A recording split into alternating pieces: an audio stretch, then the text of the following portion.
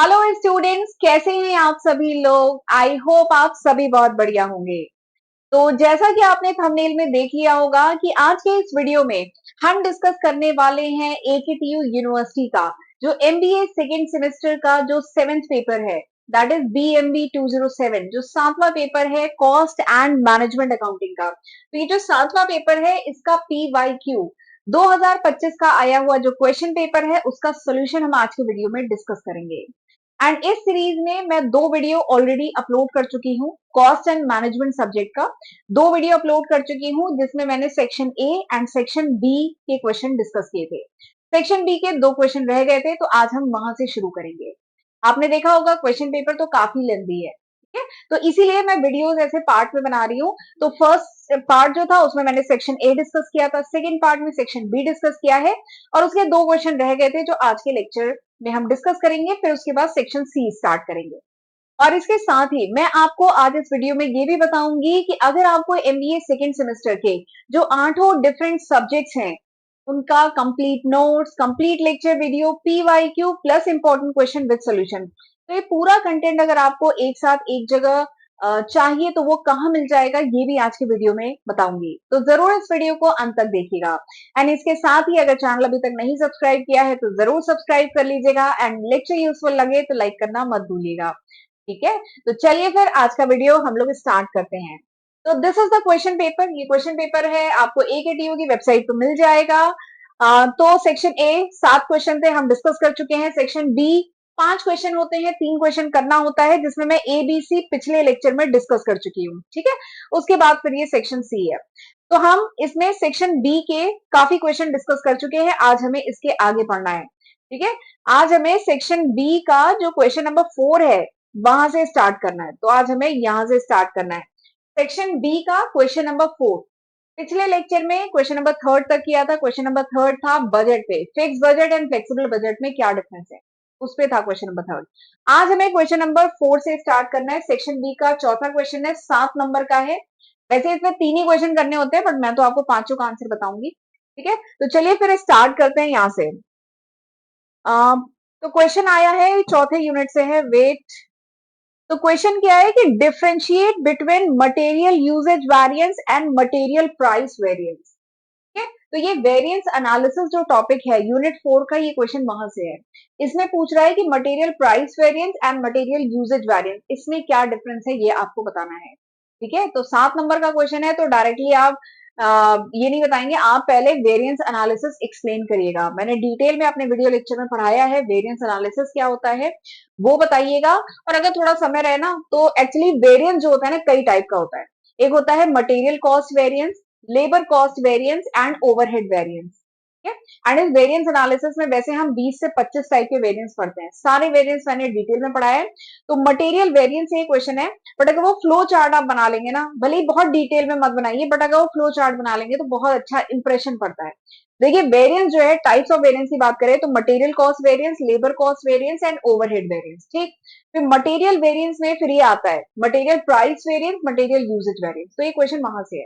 तो इस टाइप से फ्लो चार्ट मेरे वीडियो लेक्चर में है, आप रेफर करिएगा, बताऊंगी वो कहाँ मिलेगा। ठीक है, तो वो आप इसमें जरूर बनाइएगा। तो इसमें पूछा है material price variance and material usage variance में क्या डिफरेंस है। ठीक है, तो बता दें कि ये जो प्राइस वेरिएंस और यूजेज वेरिएंस है ये मटेरियल कॉस्ट वेरिएंस का एक इंपॉर्टेंट कंपोनेंट है। ये दो इंपॉर्टेंट कंपोनेंट है किसके, मटेरियल कॉस्ट वेरिएंस के। तो ये जो material usage variance and price variance जो डिफरेंस बताना है ये किसके पार्ट है, मटेरियल कॉस्ट वेरिएंस के पार्ट है। ठीक है, प्राइस वेरिएंस किस पे फोकस करता है कि कितनी प्राइस पे की गई है रॉ मटेरियल को खरीदने के लिए, कच्चा माल खरीदने के लिए। एंड यूजेज वेरिएंस किस बात पे फोकस करता है कि प्रोडक्शन में कितने क्वांटिटी रॉ मटेरियल वगैरह यूज हुआ है, यूजेज कितना हुआ है, कितनी क्वांटिटी कंज्यूम हुई है, इस पे फोकस होता है। ठीक है, तो चलिए एक एक करके देखते हैं। देखिए मटेरियल यूजेज वेरिएंस क्या है। Material usage variance is the part of material cost variance. Material cost variance का पार्ट होता है and this arises because of the difference in, ये वेरिएंस क्यों अराइज करता है, ये वेरिएंस अराइज करता है because of difference in actual quantity consume and standard quantity. आपको लगा था कि 10 किलो रॉ मटेरियल में काम हो जाएगा लेकिन एक्चुअली में जब आपने प्रोडक्शन किया तो शायद 15 किलो रॉ मटेरियल लग गया। तो ये डिफरेंस के कारण दिस वेरिएंस अराइजेस। ठीक है। तो मटेरियल यूजेज वेरिएंस क्या है? It is the part of material cost variance, ये मटेरियल कॉस्ट वेरिएंस का पार्ट होता है। It arises because of the difference इन, क्यों अराइज करता है? Because of actual quantity of material use, जो एक्चुअल क्वांटिटी मटेरियल यूज हुई है, एंड स्टैंडर्ड क्वांटिटी। आपने कैलकुलेशन किया था कि स्टैंडर्ड क्वांटिटी 10 किलो लगनी चाहिए, लेकिन आपने एक्चुअली में बनाया तो 15 किलो मटेरियल लग गया। ठीक है, तो इसके कारण ये अराइज करता है। इसका फॉर्मूला भी जरूर लिखेंगे। ठीक है, इसका फॉर्मूला क्या है? MUV equal to standard quantity minus actual quantity. ठीक है, ये क्वांटिटी यूजेज, ये यूजेज मतलब क्या है? यूजेज मतलब कितनी क्वांटिटी, इसलिए यहाँ पर डिफरेंस किसका होगा? क्वांटिटी का होगा। अगला जो वेरिएंस प्राइस वेरिएंस है, तो वहां पे डिफरेंस किसका होगा? प्राइस का होगा। तो ये देखिए यूजेज का है, तो यहाँ पे क्वांटिटी का डिफरेंस होगा। किसका? Standard quantity and actual quantity, इसका डिफरेंस, और इसको मल्टीप्लाई किससे करेंगे? स्टैंडर्ड प्राइस से। ठीक है, तो निकलेगा आपका मटेरियल यूजेज वेरिएंस। ठीक, अब ये मटेरियल यूजेज वेरिएंस क्यों अराइज करता है? कॉज ऑफ दिस वेरिएंस, कारण क्या है इस वेरिएंस का? Because of inefficient use of material, शायद जो वर्कर काम कर रहे थे उन्होंने कच्चे माल को अच्छे से यूटिलाइज नहीं किया, जिसके कारण बहुत वेस्टेज हुई। 10 किलो में प्रोडक्शन होना था, 15 किलो लग गए, तो वो कारण हो सकता है। यहाँ कुछ कच्चा माल वेस्टेज हो गई, स्पॉइलेज हो गई, कुछ चोरी हो गया, या पुअर प्रोडक्शन मेथड, हम जो प्रोडक्शन का मेथड यूज कर रहे हैं वो अच्छा नहीं है, तो इसकी वजह से वेस्टेज हुई, मटेरियल ज्यादा लग गया। ठीक, ऐसे एग्जाम्पल 7 नंबर का क्वेश्चन है, तो एग्जाम्पल भी लिख लीजिएगा। स्टैंडर्ड क्वांटिटी है 100 यूनिट, यानी 100 यूनिट लगना था, एक्चुअली में जब आपने प्रोडक्शन किया 120 यूनिट लग गया। स्टैंडर्ड प्राइस है 10 रुपए। ठीक है, तो मटेरियल यूजेज वेरिएंस कैलकुलेट करना है, तो 100 माइनस 120 मल्टीप्लाइड बाई 20, ये स्टैंडर्ड प्राइस 10 है, तो मल्टीप्लाइड बाई 10 तो निकालेंगे। और अगर आंसर निगेटिव में आ रहा है तो इसका मतलब क्या है? एडवर्स है, यानी यहाँ पे वेरिएंस निगेटिव है। ठीक है, एक होता है फेवरेबल वेरिएंस, एक होता है अनफेवरेबल वेरिएंस। फेवरेबल वेरिएंस मतलब अगर एक्चुअल क्वांटिटी कम लगती तो फेवरेबल था, यहाँ पे एक्चुअल क्वांटिटी ज्यादा लगी है, 120 यूनिट लग गई। ठीक है, तो अनफेवरेबल है, एडवर्स वेरिएंस है। ठीक, अगला जो वेरिएंस है that is material price variance. अगला जो वेरिएंस है that is material price variance. This is the part of material cost variance, material cost variance का पार्ट है, which arises because of the difference in standard price and actual price. आपको लगा था ये product market में 100 रुपए का मिल जाएगा, लेकिन एक्चुअली में जब आप मार्केट में गए सामान खरीदने, वो प्रोडक्ट 105 रुपए का मिला। तो इस डिफरेंस के कारण दिस वेरिएंस अराइजेस। तो वही है, एक सेकंड पहले ले लेती हूँ। It measures the difference between actual price paid and standard price. Actually में आपने कितनी प्राइस पे की एंड स्टैंडर्ड प्राइस के डिफरेंस के कारण ये वेरिएंस अराइज करता है। एंड मटेरियल प्राइस वेरिएंस का फॉर्मूला क्या है? Standard price minus actual price, क्योंकि ये प्राइस वेरिएंस है ना, तो प्राइस का डिफरेंस होगा standard price minus actual price multiplied by actual quantity. और ये वेरिएंस क्यों अराइज करता है? क्यों अराइज करता है? Because of change in market price, क्योंकि मार्केट प्राइस चेंज हो गई, आप सप्लायर से प्रॉपर इस बार निगोशिएशन नहीं कर पाए, या बल्क में अगर सामान लिया है तो शायद सस्ते में पड़ जाए। हमेशा ऐसा नहीं होता कि निगेटिव आता है, फेवरेबल वेरिएंस भी तो हो सकता है।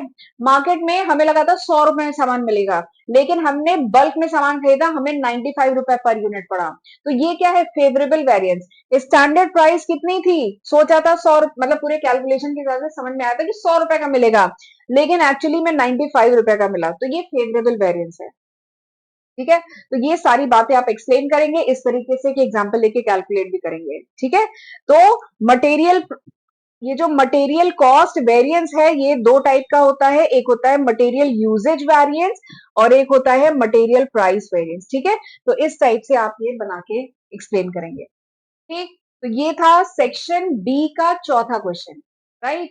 बट अगले क्वेश्चन पे जाने से पहले मैं आपको थोड़ा सा बता देती हूँ कि आपको एमबीए सेकंड सेमेस्टर का पूरा कंटेंट एक साथ एक जगह कहाँ मिल जाएगा। तो वो मिलेगा मेरी एप्लीकेशन पे। मेरी एप्लीकेशन का नाम है accounting master class. Google play store से डाउनलोड कर सकते हैं, नहीं तो लिंक आपको डिस्क्रिप्शन एंड फर्स्ट कमेंट में मिल जाएगा। ठीक है, आपको अपनी एप्लीकेशन पे ले चलती हूँ, वहां पे मैं आपको कंटेंट दिखाती हूँ। तो मेरी एप्लीकेशन पे सबसे पहला ही कोर्स इस समय एमबीए सेकंड सेमेस्टर का है। ठीक है, तो जब आप इस कोर्स पे क्लिक करेंगे तो मैं आपको पूरा कंटेंट दिखाती हूँ इसका। तो इसके कंटेंट के सेक्शन में जाएंगे। ठीक है, तो जो 8 डिफरेंट सब्जेक्ट्स हैं उनके 8 डिफरेंट फोल्डर्स आपको इसमें ऐसे करके मिल जाएंगे। ठीक है, हर सब्जेक्ट का एक फोल्डर है। किसी भी पर्टिकुलर सब्जेक्ट के फोल्डर पे जब आप एंटर करेंगे तो इसमें 4 फोल्डर आपको इसके अंडर में मिलेंगे। ठीक है, एक फोल्डर आपको, जैसे मैं आपको financial management and corporate finance का दिखा रही हूँ, एक फोल्डर नोट्स का होगा, एक लेक्चर वीडियो का, एक इंपॉर्टेंट क्वेश्चन का एंड एक पीवाईक्यू का। लेक्चर वीडियो का फोल्डर ओपन करके दिखाती हूँ। तो इसमें यूनिट वाइज, ठीक है, यूनिट 1, यूनिट 2, ठीक है, unit 3 and unit 4 and unit 5। ठीक है, तो इसमें यूनिट वाइज आपको पूरा कंटेंट सीक्वेंस में, पूरा कंटेंट आपको एक साथ एक जगह मिल जाएगा। आपको अलग अलग जगह भटकने की कोई जरूरत नहीं है, क्योंकि एग्जामिनेशन की डेट शीट आ चुकी है। एग्जाम अब कुछ समय में शुरू होने वाला है, अप्रोक्सीमेट 15 दिन बचे हैं। ठीक है, तो आपको फोकस होके सिस्टमैटिक वे में पढ़ाई करनी है। तो मैं सजेस्ट करूंगी कि ये कोर्स आपके लिए काफी हेल्पफुल रहेगा। बहुत सारे स्टूडेंट ऑलरेडी इनरोल हो चुके हैं एंड अपनी पढ़ाई शुरू कर चुके हैं। तो आपने अभी तक कोई कोर्स नहीं लिया है तो आप ये कोर्स रेफर कर सकते हैं। एंड कोई डाउट वगैरह हो तो कमेंट सेक्शन में पूछ लीजिएगा, नहीं तो टेलीग्राम पे आप पिंग कर सकते हैं। ठीक है, तो चलिए वापस क्वेश्चन पे चलते हैं। तो अब देखते हैं हम अगला क्वेश्चन। ठीक है, अच्छा, ये जो पिछला क्वेश्चन था ना, material price variance and usage variance, तो फिर आप बाद में एक टेबल बना के भी इसको एक्सप्लेन करेंगे। मुझे स्टेटमेंट के फॉर्म में फॉर्मूला, यूजेज, कॉजेज वो तो सब लिखेंगे ही, फिर आप इस तरीके से भी डिफरेंस लिखिएगा। ठीक है, अगले क्वेश्चन पे चलते हैं। अगला क्वेश्चन क्या है कि define life cycle costing. Unit 5 का क्वेश्चन है कि लाइफ साइकिल कॉस्टिंग क्या होती है, वो डिफाइन करिए and explain how it differs from traditional costing. Life cycle costing क्या होती है ये बताइए, और ट्रेडिशनल कॉस्टिंग से कैसे डिफर करता है ये बताइए। ठीक है, तो देखिए इसके नाम से ही समझ में आ रहा है, लाइफ साइकिल कॉस्टिंग यानी ये वो कॉस्टिंग का मेथड है जिसमें केवल प्रोडक्शन में कितना खर्चा हो रहा है उसे नहीं इंक्लूड किया जाता, बल्कि during the whole life of the product, product की पूरी जो लाइफ है उसमें उस प्रोडक्ट पे कितना खर्चा हुआ है, उसको कितनी कॉस्ट इनकर हुई है, उसको कंसीडर किया जाता है। तो that is life cycle costing. देखिए, एक सेकेंड पेन ले लूं। तो लाइफ साइकिल कॉस्टिंग, कॉस्टिंग का वो अप्रोच है जिसमें क्या होता है, ऑल कॉस्ट इनकर्ड यानी जितना भी खर्चा आया है during the entire life of the product, product की पूरी लाइफ में जितना खर्चा आया है उसे कंसीडर किया जाता है। Right from the designing, product जब डिजाइन किया गया, डेवलप किया गया, फिर उसके बाद प्रोडक्शन किया गया, यूजेज किया गया, डिस्पोजल किया गया, तो during the whole life of the product जितना उस पर कॉस्ट इनकर हुई है उसे कंसीडर किया जाता है लाइफ साइकिल कॉस्टिंग में। ठीक है, it focus on total cost of ownership, total cost of ownership पे फोकस होता है। केवल प्रोडक्शन में या मैन्युफैक्चरिंग में जो खर्चा आया है केवल उसी को नहीं कंसीडर करते हैं। इसमें स्टेजेस क्या होती है, इसमें स्टेजेस ये लिखी हुई हैं। देखिए इसकी स्टेजेस क्या होती है, इसकी स्टेजेस की बात करें तो रिसर्च एंड डेवलपमेंट में जो खर्चा आया, ऐसे ही प्रोडक्ट तो नहीं बन जाता है ना, पहले रिसर्च एंड डेवलपमेंट किया जाता है, उस पर रिसर्च की जाती है। ठीक है, प्रोडक्ट डिजाइन वगैरह डिसाइड होता है, बाद में प्रोडक्शन तो बहुत बाद में होता है।